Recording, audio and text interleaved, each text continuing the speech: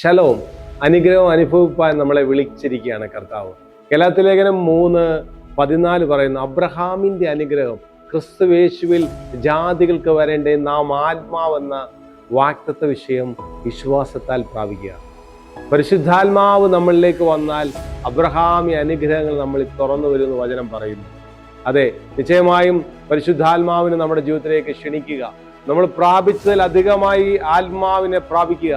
ഞാൻ വിശ്വസിക്കുന്നു അബ്രഹാമിന്റെ അനുഗ്രഹങ്ങൾ നമ്മളിൽ വെളിപ്പെടുവാനിടയാകും.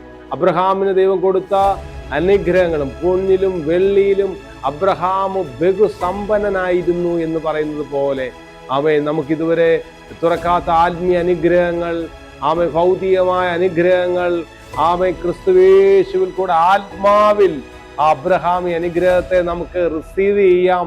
ഞാൻ വിശ്വസിക്കുന്നു ഗലാത്യലേഖനം 3:14 എന്നെ കേൾക്കുന്ന മക്കളുടെ മേൽ ഈ വചനം നിവർത്തിയാകാൻ പോവുകയാണ്.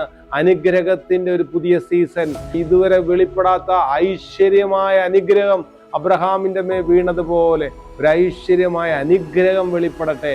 ആ വചനത്തിന്റെ നിവർത്തി നമ്മളിൽ വെളിപ്പെടും. God bless you. ശലോം ശലോം.